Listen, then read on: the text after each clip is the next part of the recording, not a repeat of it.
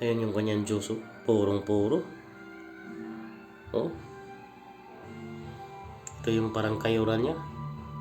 Subukan natin, Yan, nakakiling na tayo ng mga 4 na piraso. Pero ito, ipapakita ko sa inyo.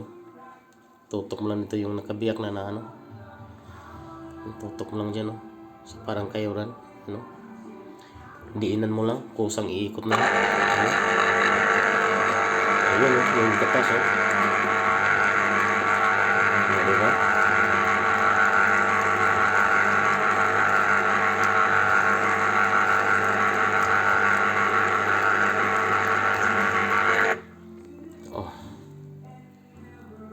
Diba? Grabe. Isa pa. Ito.